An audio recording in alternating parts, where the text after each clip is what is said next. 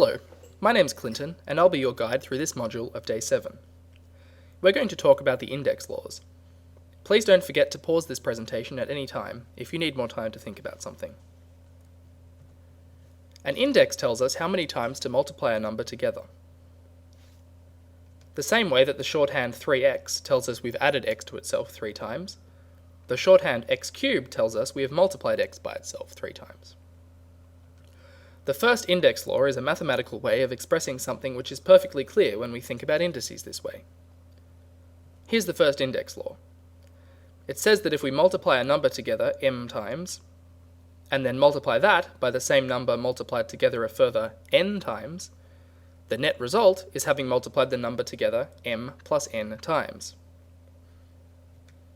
So far we've had indices which are whole positive numbers, like 2 or 3 or 60, for example. As you might have seen, however, we can have indices which are not whole numbers. A fractional index is one which is expressed as a fraction, like a half, or 0.2, which is a fifth. If we suppose that the first index law still holds for fractional indices, which it does, then x to the 1/2 must satisfy x to the 1/2 times x to the 1/2 equals x to the 1/2 plus 1/2, which is x to the 1, which is x. That is, it's the number which we square to get x. In general, x to the 1 on n, which we also write as the nth root of x, is the number such that x to the 1 on n, all to the power of n, is x. Let's see some examples. If we square 2, that is, multiply 2 together twice, we get 4. This means that 4 to the 1/2 is 2, since 2 is the number which we squared to get 4. Similarly, since 2 cubed is 8, the cube root of 8 is 2.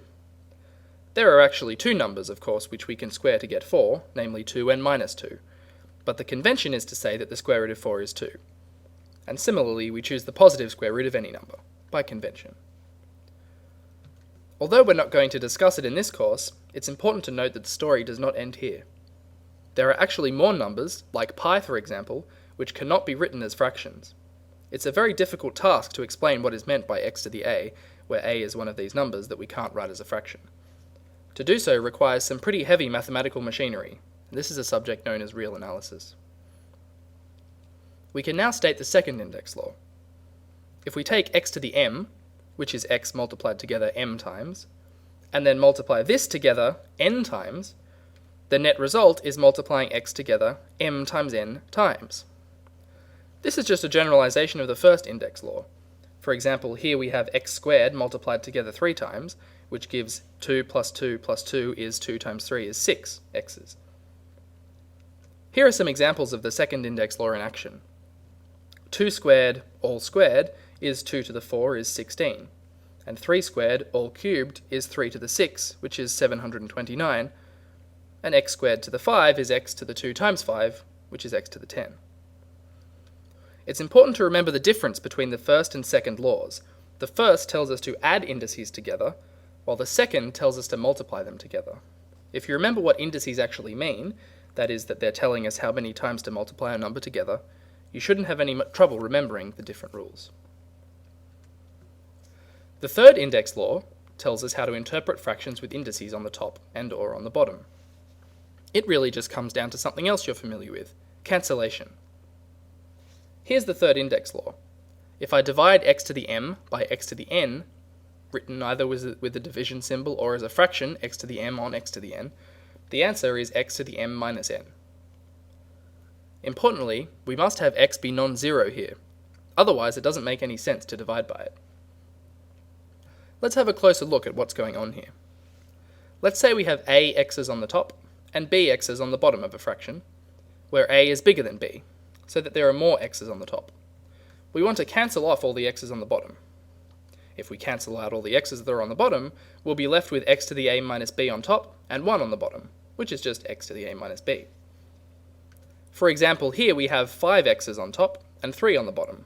When we cancel 3 of the x's on the top, we're left with 2 x's, which gives x squared, and on the bottom we're just left with 1.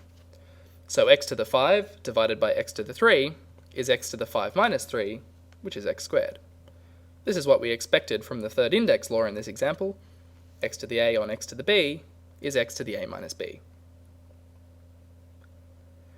That works if we have more x's on the top than the bottom.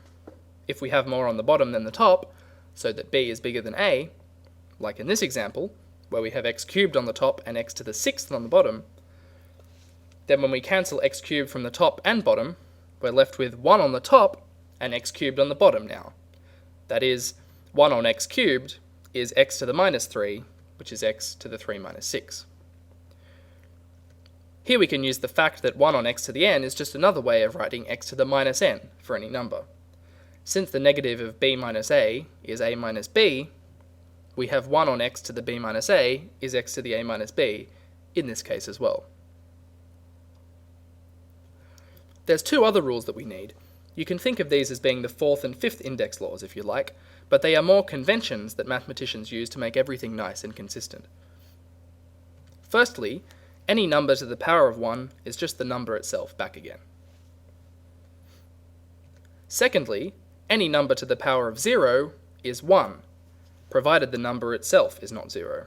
The expression 0 to the 0 has no meaning. If we think of indices as telling us how many times to multiply a number together, this first rule makes perfect sense. We just multiply a number together once, and we recover the number. The second rule is true by definition. We define x to the 0 to be 1 for any non-zero number x, just because it makes certain formulas and ideas work more naturally. There'll be some practice questions in the next module, which will give you a chance to manipulate some expressions involving indices yourself.